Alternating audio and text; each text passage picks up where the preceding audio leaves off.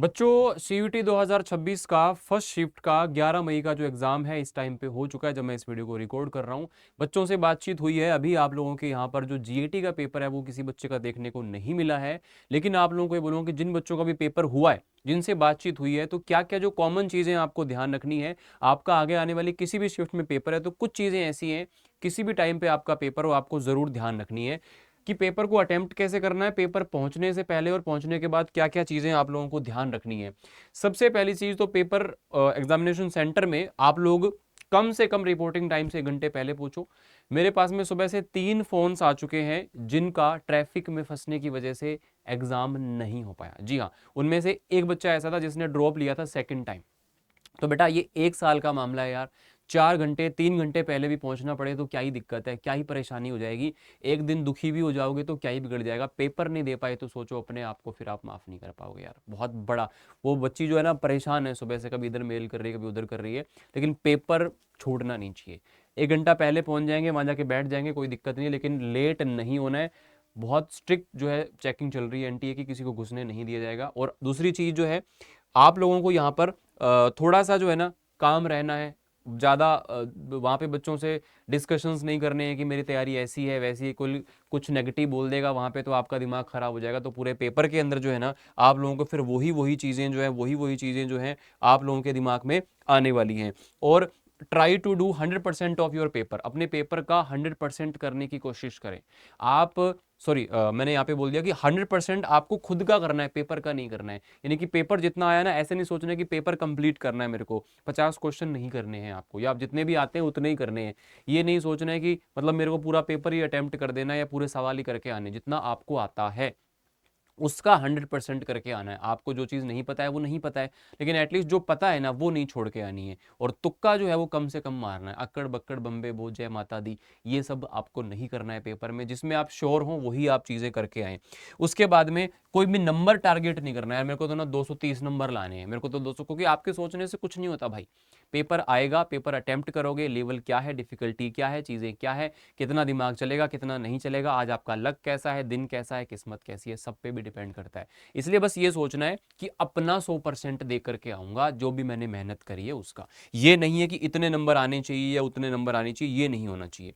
ठीक है। और बच्चे क्या करते हैं, पहला क्वेश्चन आया कर लिया, दूसरा आया कर लिया, तीसरा आया कर लिया, चौथे क्वेश्चन को लेकर के बैठे हैं 3 मिनट तक। पता चल रहा है 3 मिनट के बाद क्वेश्चन नहीं हुआ। भाई साहब दिमाग खराब हो जाता है पूरा उस टाइम पे। इसलिए 50वें क्वेश्चन पर जल्दी से जल्दी पहुंचना है।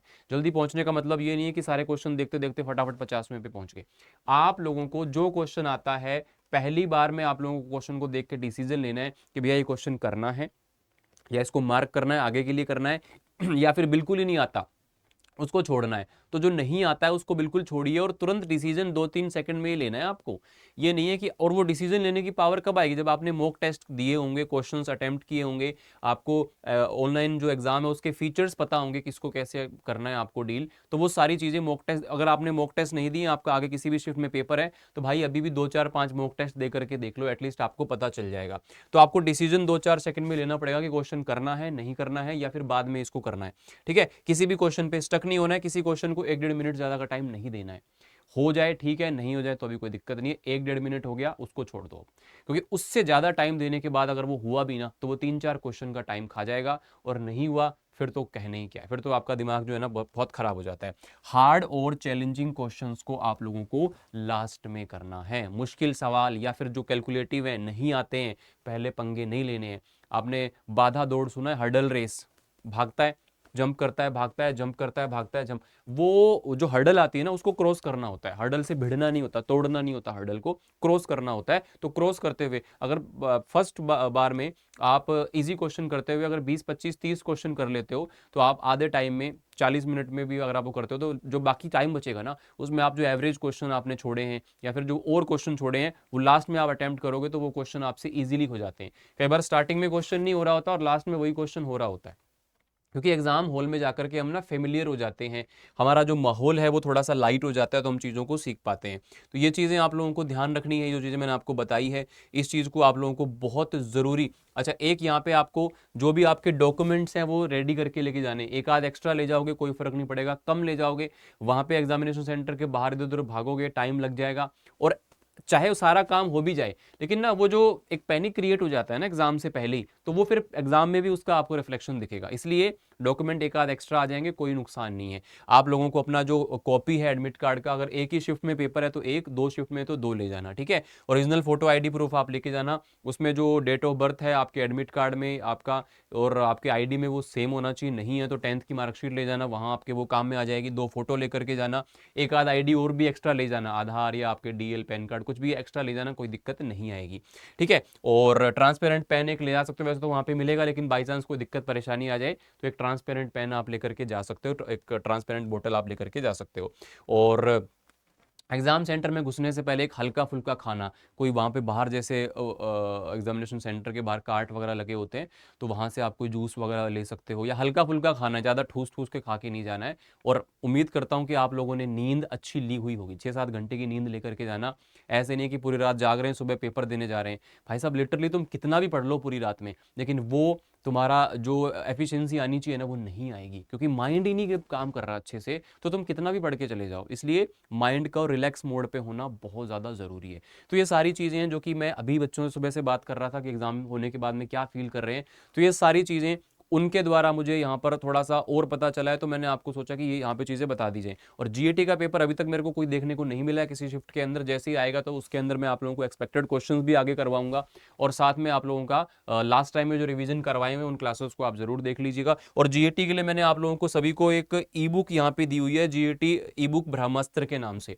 ये आपको करियर अड्डा की ऐप पे मिल जाएगी, या फिर आप करियर अड्डा गूगल पे जाकर के इसको चेकआउट कर सकते हैं, जिसके अंदर सारे फॉर्मूला और ट्रिक्स मैंने डाल दिए हैं, चैप्टर वाइज शॉर्ट नोट्स उसके अंदर। जिसने जीएटी में कुछ भी नहीं पढ़ा हुआ ना, वो भी यहाँ से 150 नंबर का काम कर लेगा, अगर वो 5-7 मॉक टेस्ट लगा ले, अगर उसके पास 5-7 दिन का टाइम बचा हो पेपर में, तो यहाँ से वो काफी अच्छा कर पाएगा। PYQ question chapter wise compilation उसके अंदर है, और मोस्ट एक्सपेक्टेड क्वेश्चन है। इसके अलावा ट्रिक्स वगैरह की भी इसके अंदर पीडीएफ्स और भी हैं, और आगे मोस्ट एक्सपेक्टेड क्वेश्चन का पेपर देख करके इसमें हम लोग अपडेट भी कर देंगे। तो करियर अड्डा पर जाकर के डिस्काउंट कोड में Y829 का यूज करके आप इसको ले सकते हो, चेकआउट कर सकते हो। अगर किसी बच्चे को नहीं पता है तो मैं फटाफट से बता देता हूँ। आपको सिंपली क्या करना है, करियर अड्डा सर्च करना है यहाँ पे, और इस तरह से आप जाओगे यहाँ पे और ऑल कोर्सेज पर क्लिक करोगे, लैंग्वेज जीएटी क्लिक करोगे। यहाँ पे आप लोगों को ई बुक पे क्लिक करना है। यहाँ पे आपको इंग्लिश की, जीएटी की, या जो भी डोमेन है सबकी ई बुक्स यहाँ पे अवेलेबल मिल जाएंगी। इस तरह से जाकर के बाय नाउ में यहाँ पे डिस्काउंट कोड Y829 का यूज करके इसको आप ले सकते हो। लेकिन बेटा एक चीज बोलूंगा, एग्जामिनेशन सेंटर पे सबसे जरूरी और सबसे मेन हथियार आपके पास होता है आपका कॉन्फिडेंस, आपकी कामनेस, आपका पेशेंस। अगर वो आपके पास में नहीं है ना, तो सारी पढ़ाई वेस्ट हो जाती है, क्योंकि वो 1 घंटे के अंदर डिसाइड होना होता है कि आपने 1 साल क्या काम किया है। तो सोचो वो 1 घंटा कितना इंपॉर्टेंट होता है। लेकिन आप अपना नेचुरल गेम खेलिए, काम रहिए। भाई देखो कुछ भी एक्स्ट्रा एड ऑन नहीं हो सकता उस पेपर में, जो आपने नहीं पढ़ा हुआ वो उसमें नहीं ऐड ऑन हो सकता, लेकिन जो आपने पढ़ रखा है ना एटलीस्ट उसको आप बहुत अच्छे से मैनेज करके देके आ सकते हो। तो आप सभी को ऑल द बेस्ट, आप सभी पेपर बढ़िया देके आए, आपने बहुत मेहनत की है, मैंने भी, और सारे टीचर्स ने आपके साथ बहुत मेहनत की है जहाँ से भी आप पढ़े होंगे। इसलिए आप सभी को बस अपना 100% दे करके आना है। और आपका कौन सी शिफ्ट में पेपर होने वाला है और कौन कौन सा पेपर आपका किस दिन है, एक बार कमेंट करके आप लोग बताइएगा। Thank you so much.